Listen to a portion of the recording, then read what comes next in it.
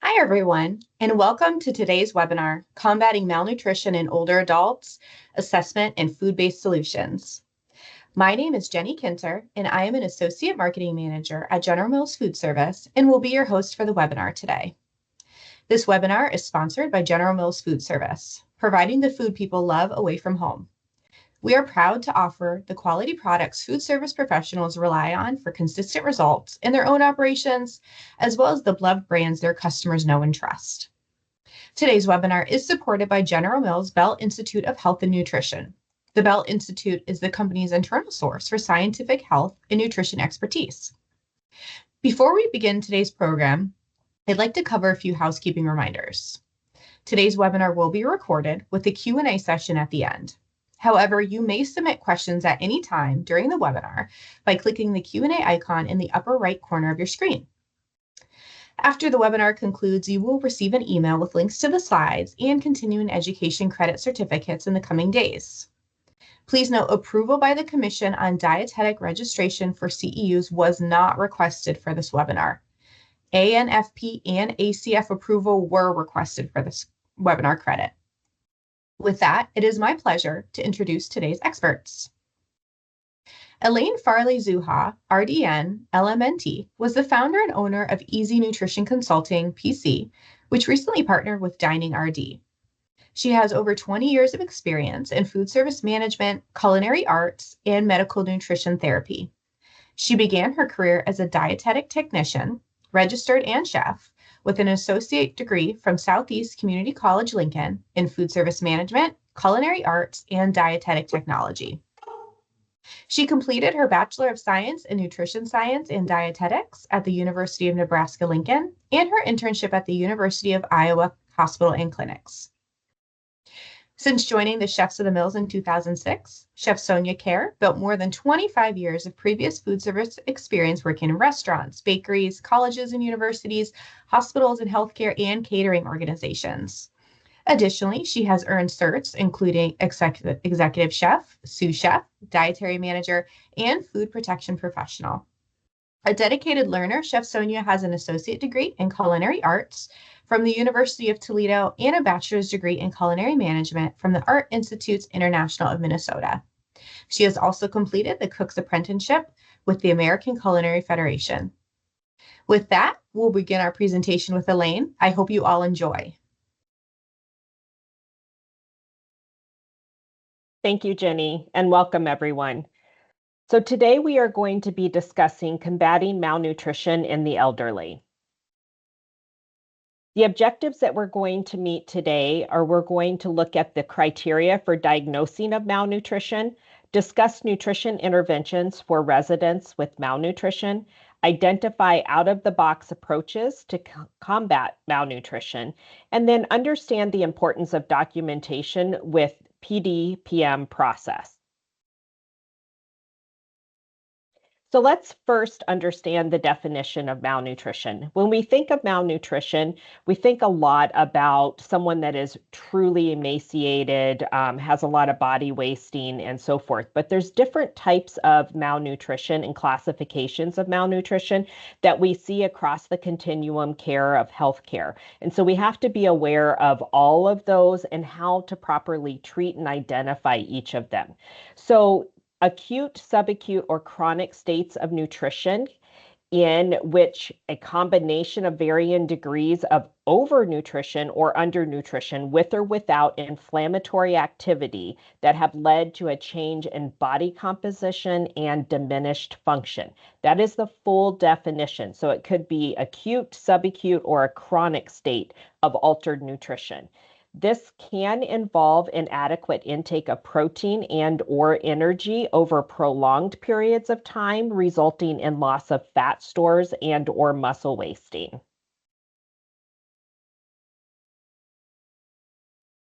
So when we're looking at how do we classify malnutrition, it truly is upon the presentation of inflammation within the process.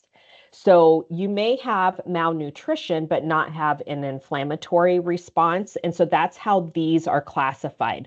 So if we're looking at someone that may be identifying or showing signs and symptoms of of malnutrition, the first thing that we're going to identify is there inflammation present? Inflammation can be notified or identified through lab values as well as a physical assessment done by the practitioner. So if there is no inflammation present, then we're looking at a starvation-related malnutrition. So this is typically seen in anorexic patients, and so there's going to be no inflammation there. If there is mild to moderate degree of inflammation, then we're likely looking at a chronic disease type related malnutrition. So these would be individuals that have a chronic disease, such as an organ failure. So we see this a lot in renal patients with renal failure, individuals that would have ongoing cancer-related diagnoses, rheumatoid arthritis, and then notice sarcopenic obesity. So it's hard to identify or to even think about classifying obesity with malnutrition, but you truly can have an obese person that is malnourished. And so we need to be very mindful of that when we're moving through the process. If we're looking at pretty high inflammatory responses, then it's typically an acute disease or injury-related type malnutrition. This would be with a major infection that has an acute onset, burns, significant trauma, closed head injuries, those types of things. So when we are looking at the different classifications, we also need to look at those individuals across the continuum of healthcare that we relate to or may come across during this process. And in the post-acute long-term care, you could have a combination of these classifications or these categories here that we see. And so we know that older adults, those that are 65 or older, are going to have a higher risk of malnutrition, but so are people with chronic diseases, so are acute hospitalized patients, and then just being a long-term care resident or post-acute long-term care resident could also identify that as that potential as well. So especially in our older adults, they kind of have all four of these issues. And so they are at very high risk for malnutrition at some point through their lifespan and through that post-acute phase. We know that we have a very fast growing aging population. So the boomers have hit, they are here. And so we are seeing that segment of the population very rapidly grow and come into our healthcare environments at different levels of care. So we know that that's an issue as well. Prevalence of malnutrition is across the different care settings. So oftentimes the malnutrition aspect starts within the community setting, which means at home. So a lot of times individuals are at home maybe a little too long. Maybe they don't have the support that they need at home to be able to provide proper nutrition, to get the meals that they need, or just to remind them to eat properly. There could be aspects of, depression that are taking place as well in that community or home setting. Then when we go into the acute and post-acute settings as well, there's an increase of prevalence at each of those stages as well. What we do know is that evaluation and documentation of nutrition status is missing in the transition of care. So that's where we tend to drop the ball. And so we really want to focus on that transition of care from the home to the acute setting to the post-acute back to acute if there would happen to be a reason for them to go back to the hospital. We need to ensure that we have really good communication throughout those steps so that balls aren't getting dropped and that we are ensuring that nutrition continues to be a focus for these individuals. And we do know that as we age, we do have a increased risk for weight loss, malnutrition, dehydration, and along with all of those can also result in skin breakdown. So common, it unfortunately we see that malnutrition at some form. So whether it be mild, moderate, or severe malnutrition, or even those that are at risk for malnutrition is very high in older adults. So 1 in 2 older adults are at risk. We know that 1 in 10 of elderly living in their homes are suffering from undernutrition. And when individuals are hospitalized, it increases their risk for malnutrition up to 60%. And so that's a huge focus, especially if we're seeing multiple rehospitalizations for chronic illnesses. So, up to 85% of people who live in long-term care facilities experience malnutrition in some form at some stage of that living. So, whether it, be they may be there for a few weeks for rehab, they may be there, to see the end of their days out. So, 85% of those individuals in long-term care at some point may experience or be at risk for malnutrition. Other risk factors that we're going to discuss today, we mentioned a couple of those already, the chronic disease aspect, rehospitalizations or hospitalizations for chronic diseases or acute onset type things. Social isolation is huge. We see this a lot in elderly that have recently lost a spouse, and so maybe their social aspect has declined since that spouse, and it's only them. It could be that they're newly introduced to long-term care, whether it be, an assisted living situation or more of that traditional long-term care setting, et cetera.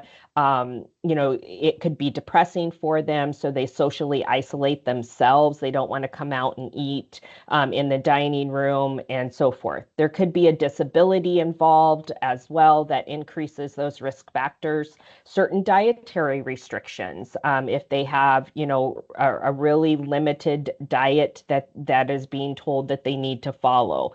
And then just being part of long-term care can also be a risk factor for these individuals.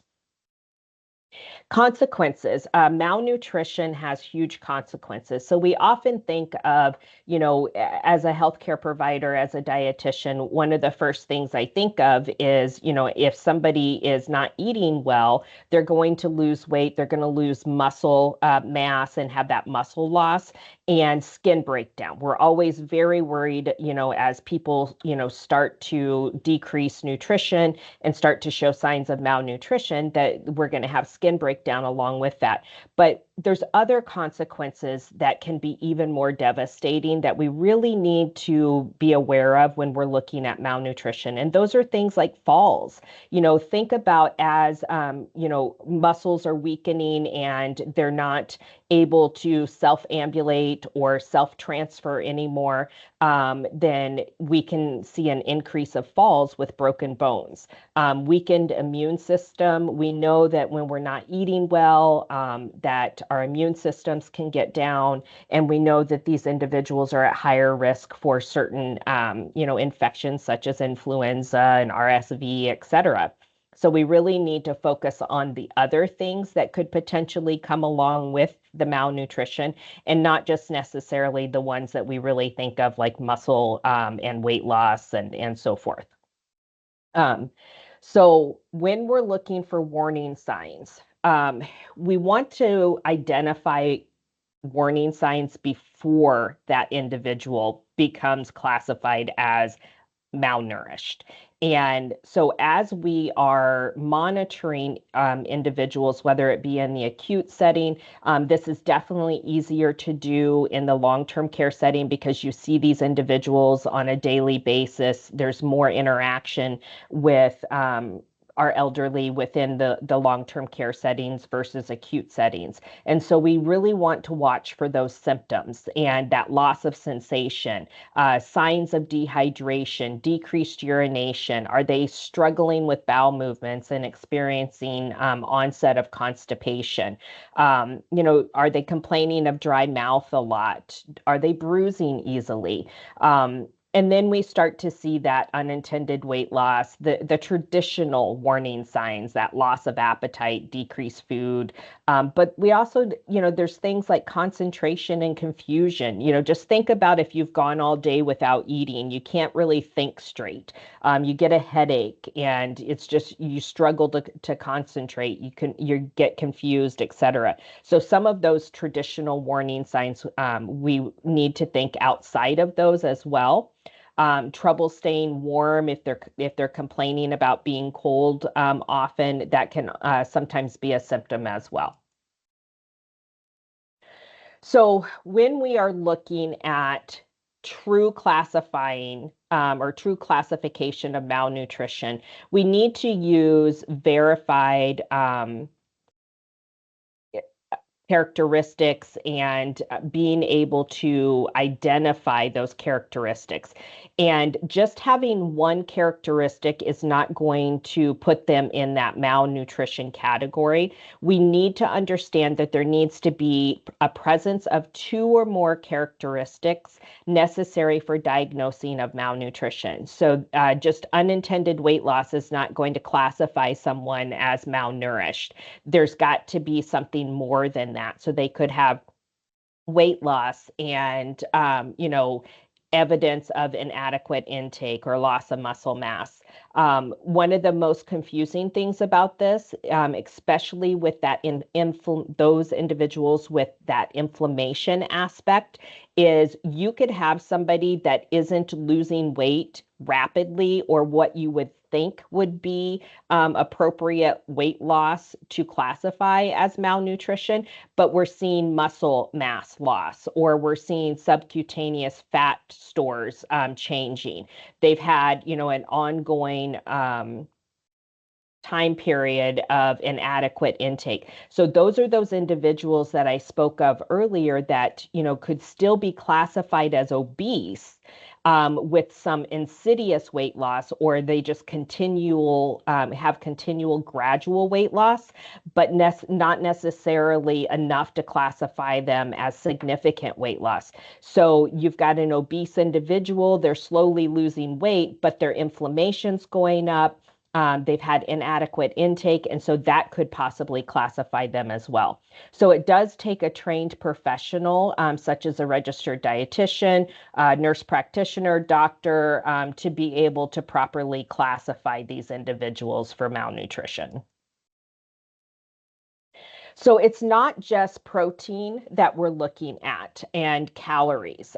Sometimes we could start to see signs of vitamin and mineral deficiencies. And that's a whole nother presentation when we're talking about that, and a whole nother level of expertise to identify those. But we know that it starts with the calorie and protein depletion, which can often lead to vitamin and mineral deficiencies. Some of the most common ones that we see are vitamin D, iron, calcium. The B vitamins are often ones that we will see signs and symptoms of. And then your electrolytes, such as your potassium, sodium, and magnesium. It's actually, some of the latest research shows that most of the central US is actually deficient in magnesium because they don't eat enough fruits and vegetables throughout the year. So it's just really important to realize that we need to have a variety of foods in order to be able to properly maintain proper nutrition throughout. So we know that there's different reasons why we could possibly see an individual become malnourished. And researchers have identified a number of those risk factors, and you can typically classify them in three different classifications. So physical reasons, social reasons, and psychosocial. Likely, There's going to be a combination of these different categories of risk factors that they're going to be experiencing throughout these three classified areas. So let's talk about physical risk factors. So those are those common things that we think of, general loss of appetite, sensory problems that, as we age, we start to lose taste, smell, vision. We often see poor dentation with aging individuals, especially those that have not had the proper care as they've aged. So there may be missing or broken teeth. Maybe they don't have any teeth. They have dentures and they're not utilizing them. So they're really limiting what they are intaking because of that.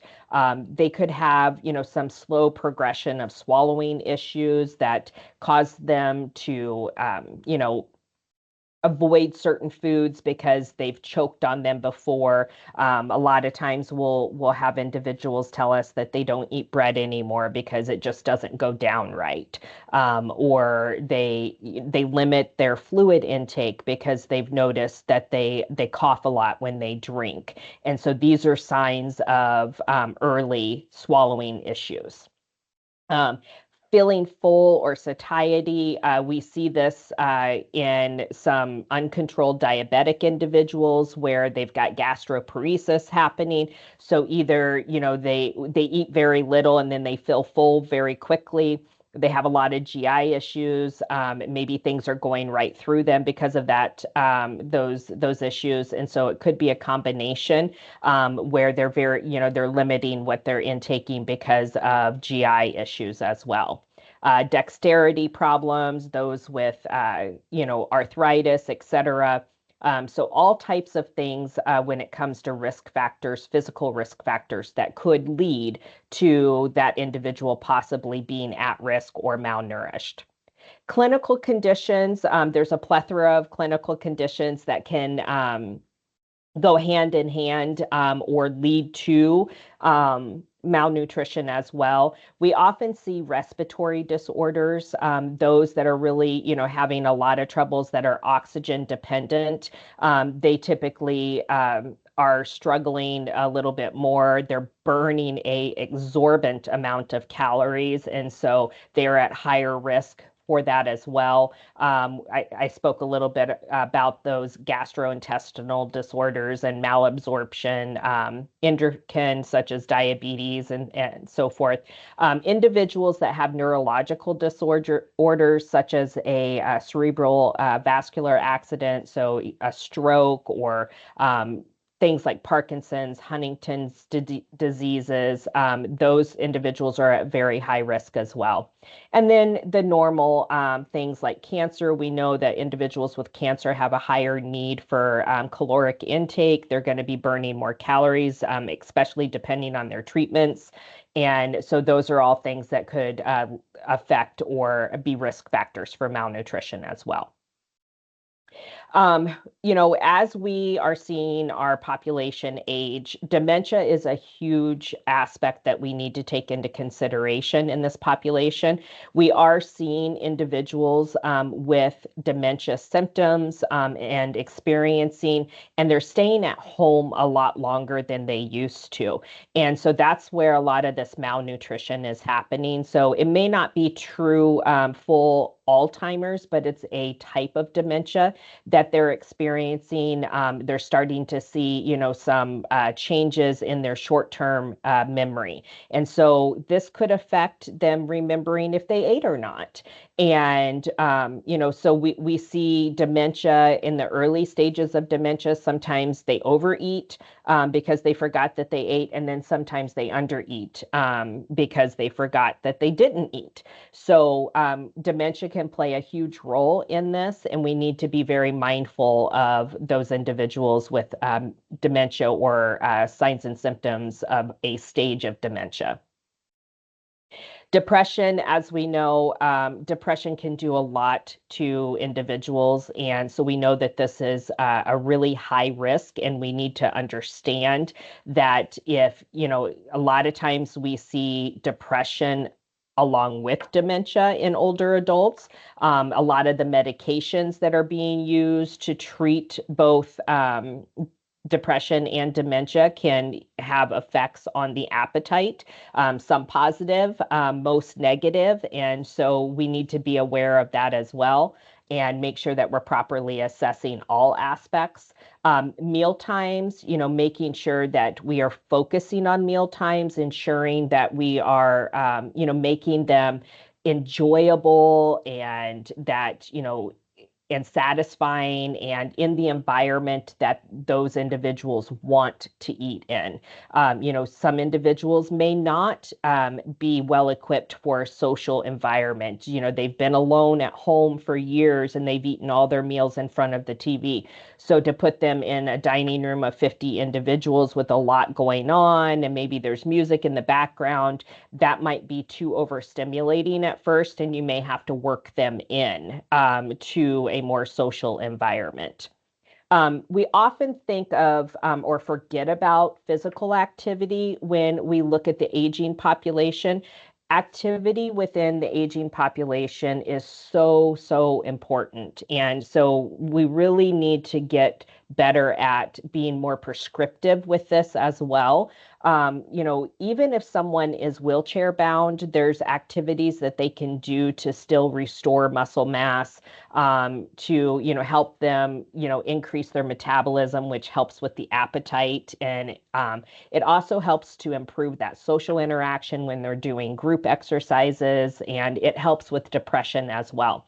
So we really need to make sure that this is part of our prescription when we're looking at individuals and treating them for any types of diagnoses that these individuals could be seeing. We know that as we age, there's other, clinical things that happen. We might have arthritis. It could be a potential for a stroke that has affected our independent eating. And so the overall goal for these individuals is to keep them as independent as possible for as long as possible.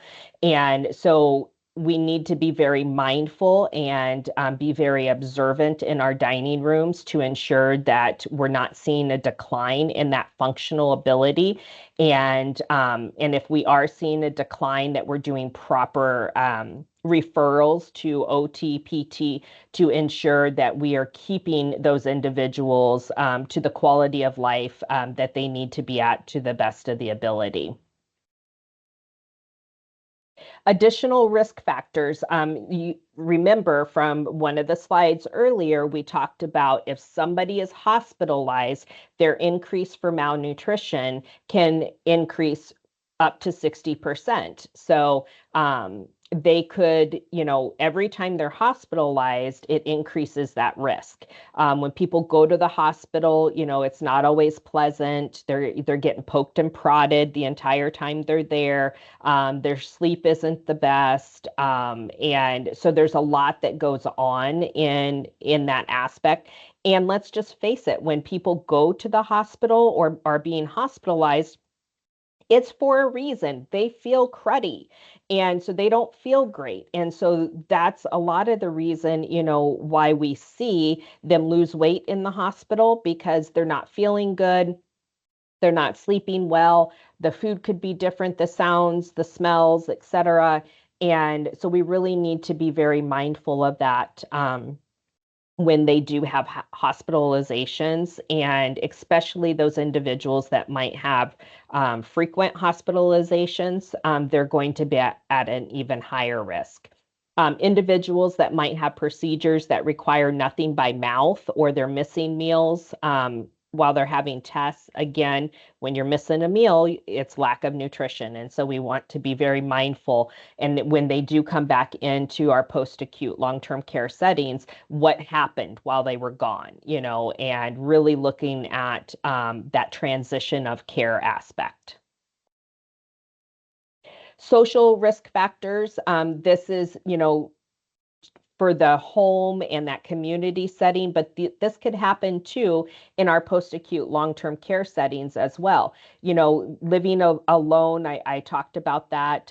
This is particularly a high risk factor for older men in the, not so much that we're going to see in the boomer generation, but the generation that's currently transitioning out. Most of those men did not know how to cook for themselves. So when they lost their wives, their diet changed and things changed for them. And where in the boomers, we tend to have dual cooks at home. Food is a really big focus in the boomer population. And so it's very important, that loneliness or isolation aspect. Anytime there's a recent admission to a nursing home or rehab facility, it's going to change, people's attitudes and it takes a toll. And so there's an adjustment period. So we just need to be very mindful as well. And things like cultural or religious traditions, allergies or food intolerances that can limit the types of foods is also something that we need to be very mindful of. So let's look at those compounding factors with malnutrition. We talked about, how malnutrition can start at different levels. So it could be mild, moderate, or severe. One of the things that we often see as a sign, and that really goes hand in hand with malnutrition and is typically seen first, is dehydration. So those individuals that aren't taking in enough fluids in the body, dehydration can be a very common sign that that person is on their way to malnutrition. So making sure that we're being very mindful of that, looking at skin turgor, making sure that we're monitoring fluid intakes, encouraging fluids between meals, identifying those medications that could be utilized for, fluid edema, et cetera. And so making sure that we're not getting individuals too dry if they're on a diuretic. And taking in that full aspect, but really focusing because hydration status is usually one of the first things that we see prior to somebody going downhill. Skin problems definitely go hand in hand as nutrition declines, as we're not taking in enough, especially if that individual is not mobile or refuses to be moved into different position, wants to sit in a wheelchair all day or lay in bed all day, then they're going to have a higher risk of pressure injuries. And so we need to be very mindful of that. The important thing to remember with pressure injuries, a lot of times we think pressure injury, pressure ulcer, protein. Protein is important. However, if you don't have enough calories on board, then whatever protein that individual is eating, it is not going to be consumed for skin regeneration, for muscle rebuilding. It's going to be burned for calories. So we really have to focus on calories before protein. And so I'm super excited for you guys to see the recipes and the ideas that Chef has for you here later in the segment, because she really did a great job of focusing and ensuring that we're meeting that 200 to 250 calorie per serving, and then right around that 20 grams of protein in all the recipes that she's going to be doing today. Other consequences, loss of strength and function. So remember how I said an increase of falls can happen when we see malnutrition. And this is huge. I mean, if you don't have enough nutrition, you're losing muscle mass, your strength and that function aspect is going to decline. And it can decline slowly, or it can decline pretty rapidly depending on that individual. And so if you start to see somebody that, they're activities of daily living are going down, then that again should be another sign. Are they losing muscle mass? Are they losing strength and function? And what can we do? Are they not active in, daily physical activity? Do we need to get them involved in therapy? It takes a team. And so we need to make sure that if we're starting to see some of this, that we are referring to the proper therapy programs or activities to get them, encourage them to be more active throughout the day, and so forth. Can really take a toll on the immune system as well. So we want to make sure that we are focusing on nutrition, especially this time of year during flu season. We really want to make sure that we're pushing fruits and vegetables and all those things that give us those micronutrients that really do support the immune system as well. The thing too that we need to look at is the cost that malnutrition has involved. And so when we see individuals that are becoming malnourished, or in that chronic stage of malnutrition, they could have those frequent hospitalizations, which often lead to longer stays, whether it be longer stays in the hospital, or maybe they came in malnourished post, status post hip replacement, and they were malnourished at home. And so that's going to increase their length of stay in post-acute and rehab, because it's going to take longer for them to recover from that surgery. And so we have to take in that whole big picture and really look at how does this diagnosis affect not just the nutrition status of the individual, but all sorts of stuff.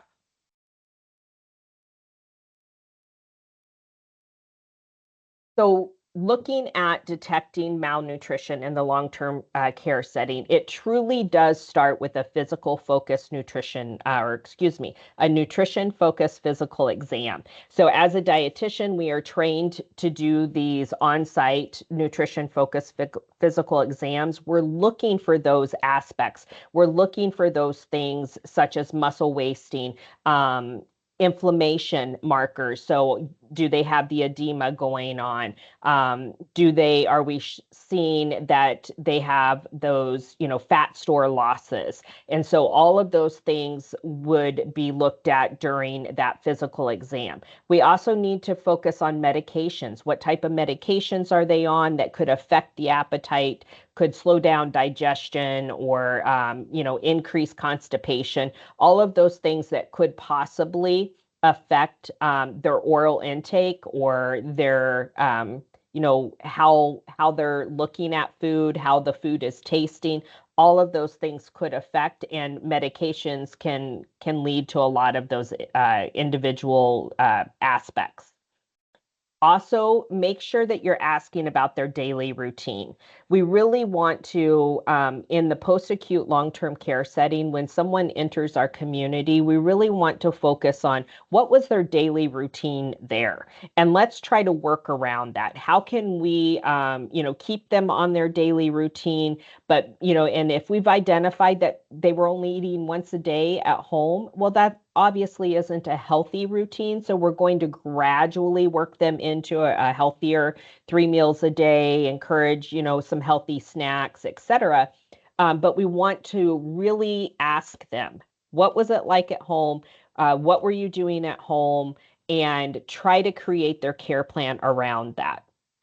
And then ask questions regarding memory and mood.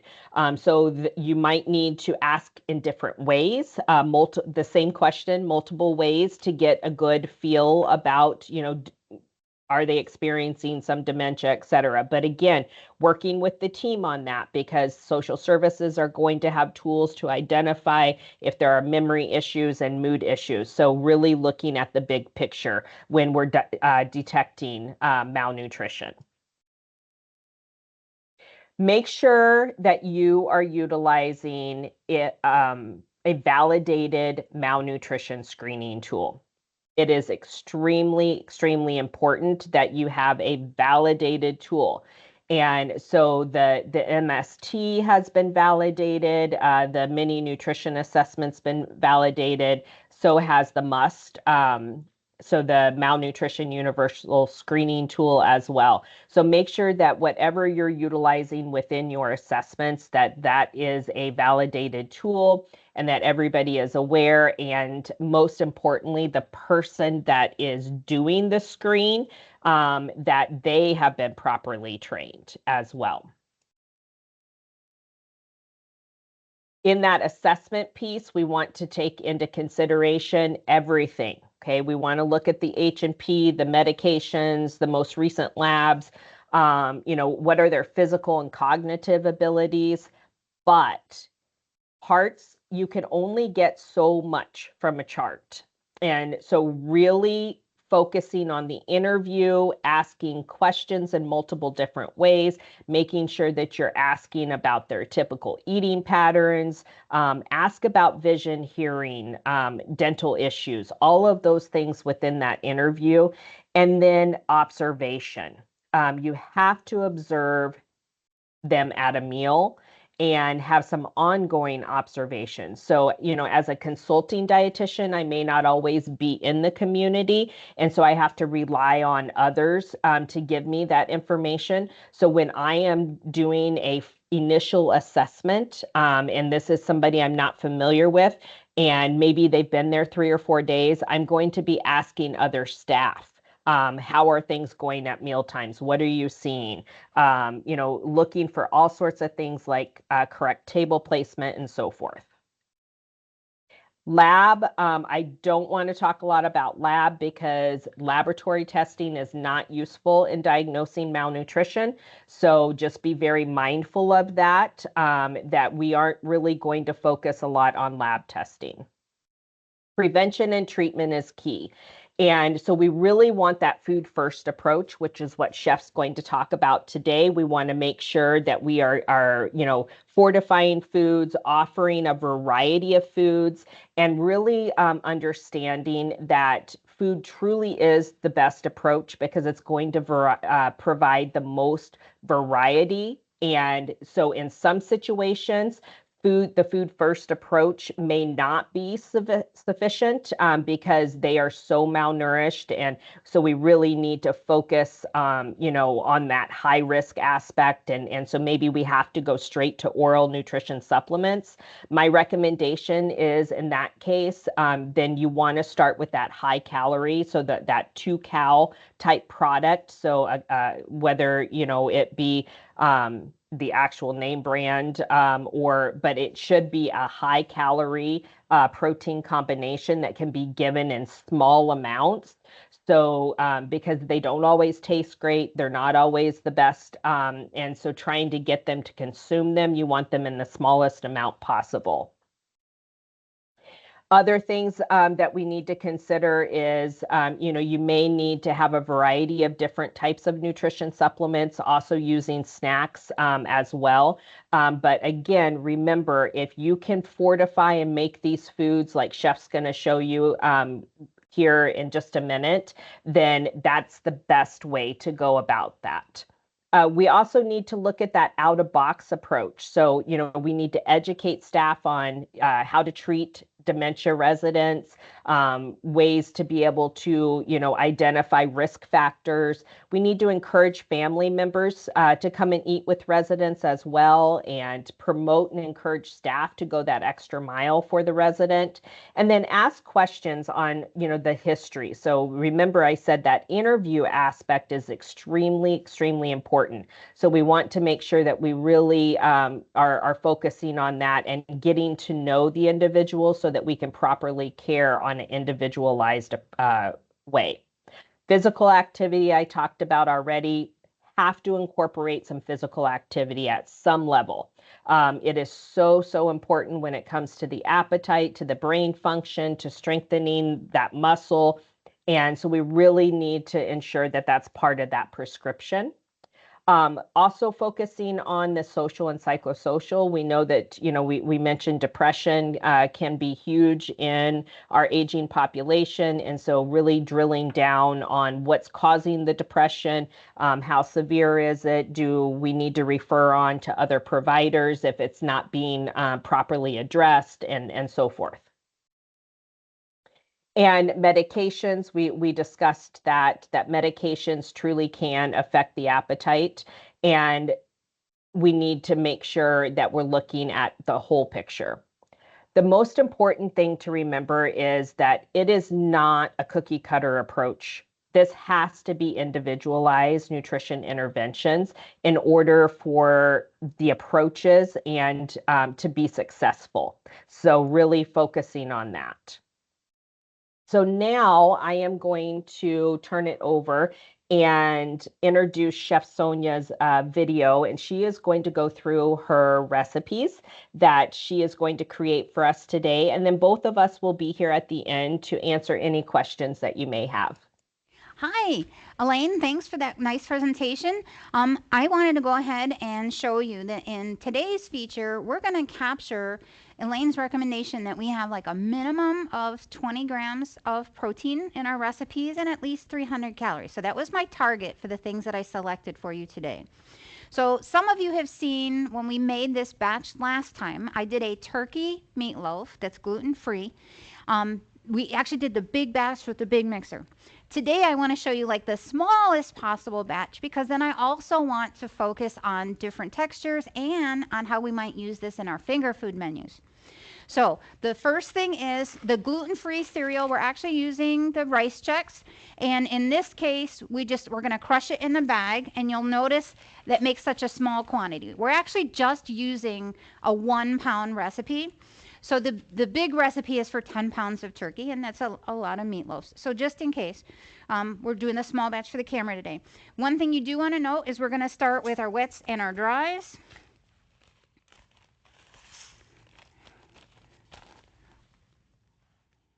We're going to mix them together just so we start to hydrate that cereal. And it's kind of like if you were going to use breadcrumbs, or it's just basically making a paste, but it helps it to mix more consistently.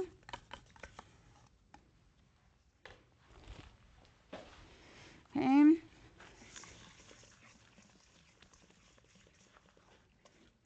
And this is going to help too, because especially if you do decide to do that larger batch, you really want to make sure that all of your wets and dries are hydrated.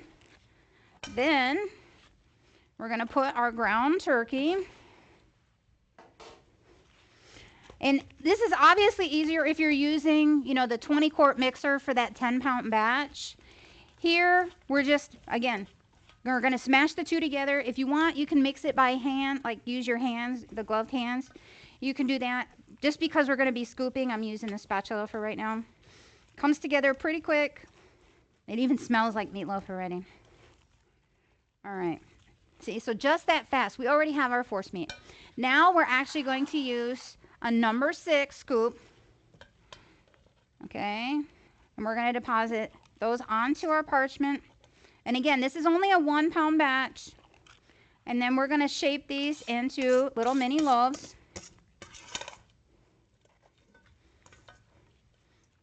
Okay. And it doesn't have to be real clinical. Basically, you're just trying to get them in sort of the same flat shape. You can use a form if you want. I've seen some people actually even use like a soap dish, and you put patty paper in there and just press them in. That works also very well. So that quick, we got our mini loaves. But I want to share with you, this also makes great meatballs. So if you need to have for your finger food recipe, that same recipe makes this many meatballs. Okay, so this is going to help you. So at this point, you can freeze, you can bake and freeze, or you can bake and serve. Okay, so I just want to give you those options. So at this point, I'm going to move these aside, and then we're going to show you what we've made to go with our turkey meatloaf. So I'm going to change gloves, and we're going to go over to our entrees here. Okay, so at this part, I want to show you So this is the turkey meatloaf. The recipe as written has a cranberry ketchup. You can also do it as a cranberry barbecue. You can do it as regular gravy. Your choice of toppings. It doesn't need to have a glaze. The reason why I mention that, this recipe is so moist, tender, delicious. It's actually classified as a level 5 because you can take a fork and actually smash into it to lift it, and then the particles dissolve on your tongue. So it's not, a dried out tough meatloaf. This is tender and moist. Can't wait to try it when we're done. We've had this a lot of times. But I want to let you know. So this particular recipe is 28 grams of protein just for the meatloaf. Now, because Elaine stressed to you the importance of protein in wound healing, we also added a power mashed potato. And so in this particular one, we're adding an additional 10 grams of protein. And what we did was we took the diced potatoes, we cooked them in powdered milk mixed with heavy cream, didn't add any extra water. So we're using the milk as our cooking medium. We did season it with a little bit of salt and pepper. And then your choice if you want to add butter or not. If you don't want to use fresh potatoes, not a problem. If you use potato pearls, okay, so if you're using the instant, pearls are a wonderful product. What you can do is make those potatoes as designated, as listed on the package. Then at the end, go ahead and add the powdered milk and add a little bit more butter to fortify your product, and that will also give you that nice moist protein boost in there. Today we just garnished it with a simple steamed carrot. We did it so that way you can also crush those on your tongue. If you want to use like canned carrots because you want to have them cooked even further, sometimes the frozen coins can be a little bit tougher, so you'd have to cook them longer, but they would also be a wonderful pairing. Now, when we're thinking about finger food, remember we just mentioned the meatballs. So a friend of mine mentioned that this kind of looks like hot dish, deconstructed. Guess what? Tastes just as awesome. So here, instead of the mashed potatoes, because we're looking for finger food, we used mini tots. You can use crowns. You can use, the preformed potato of your choice. But this way, you can use that cranberry barbecue as a dipper. Now look at the meatballs. Once they're cooked, we actually cut them in half just as a precaution for potentially a choking hazard. But the meatloaf is so tender and so moist. These don't really need a sauce. They're great that you can just take a bite and it helps to dissolve on your tongue, push it around your mouth. So chewing doesn't have to be really strong on a skill. Again, the same, we had the steamed carrots. You're welcome to use canned carrots if you need it to be even more soft overall. So the great part is these are delicious as individual components, but if you want to have a sauce, you're welcome to. Let's go one step further. So we took the same meatloaf, and this is sort of where that hot dish part came in. So you can tell, instead of cooking like the turkey or the ground meat separate and then adding like your cream soup to the meat, you can actually take either the finished meatloaf that's already seasoned, grind it, and then blend in your gravy, or you can just steam the turkey, the ground meat, and then go ahead and put your either canned soup or the turkey gravy in there. Here we have the power potatoes. Okay, so again, moist. Feel welcome to go ahead and serve it with extra gravy on the side if you'd like.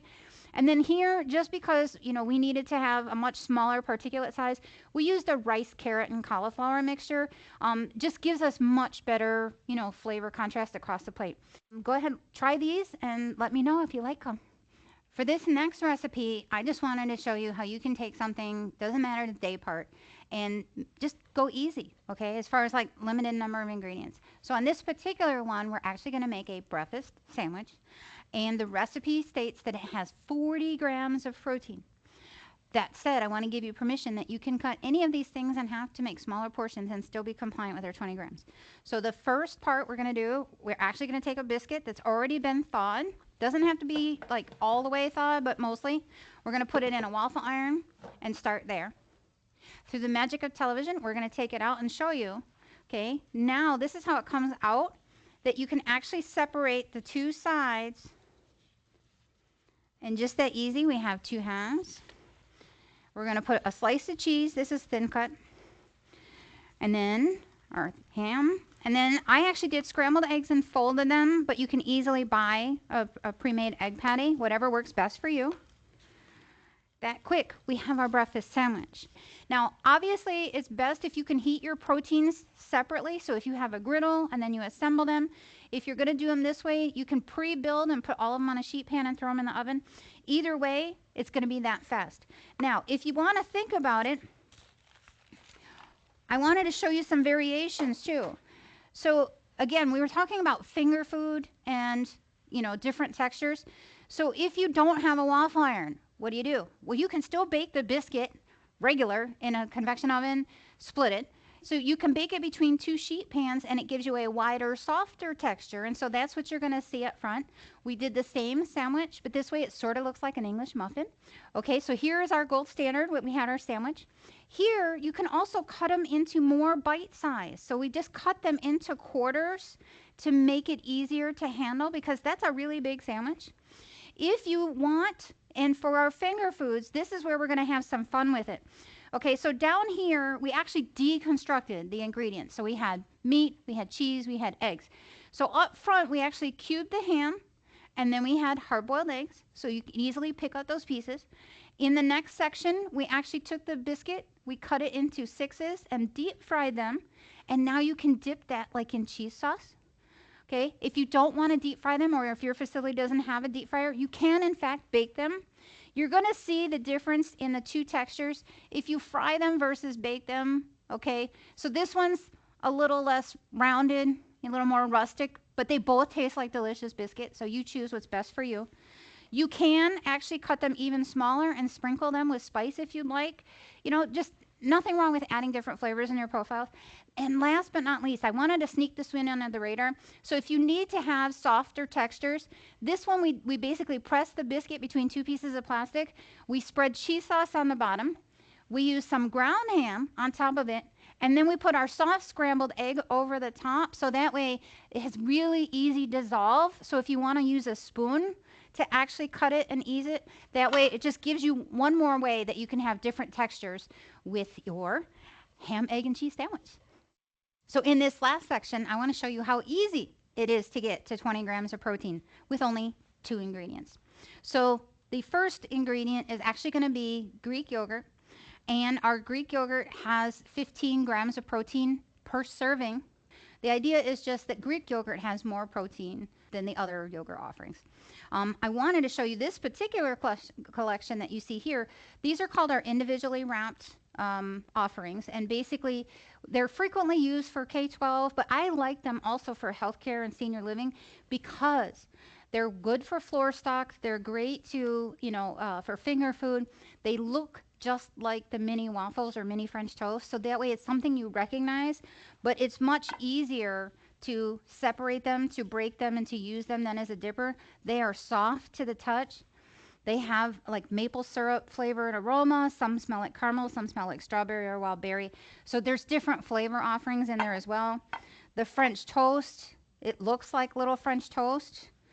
Okay, so even in the offerings you can see, and then it's easy to break them apart. So definitely great for finger food offerings. As we look in our combinations, how we put them together. So we bundled the yogurt with the peanut butter. We did a little swirl. We gave you some fresh fruit garnish. And then here we're doing our edible silverware. And we just happened to color the sugar today just to add a little more visual pop. Because ideally, sometimes we want to have food that's fun to look at so that the residents actually play with their food and they're encouraged to actually pick it up and try it. In this one, if you don't have the ability to swirl your peanut butter, you can easily spread the peanut butter on the edible silverware.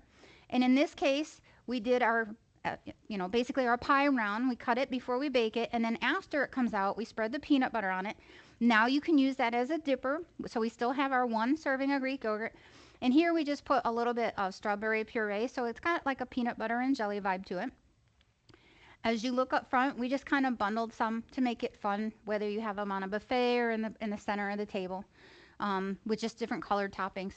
Again, this is our mini waffle, and it's to show you that you can use it as a dipper. You can easily put it in. I intentionally left the yogurt in the cup because then that way it's easier to dip and smear without it getting all over the plate.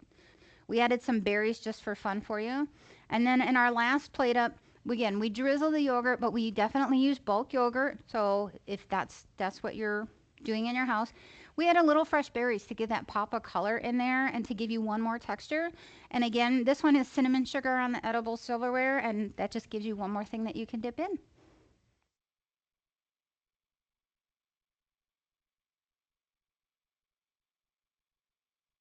Thank you so much to Elaine and Chef for joining us today. Thank you for your time today. Unfortunately, we will not have time for questions. However, you can always send questions to jenmillsfoodservice.webinars@jenmills.com. And we are almost at time. So I did want to say thank you for your time today. You will be receiving an email in the coming days that will include links to the slides presented today, as well as the continuing education certs. Please be sure to check your spam folder. Additionally, please make sure to visit generalmillsfoodservice.com for information on rebates, helpful marketing tools, videos, and new item launches.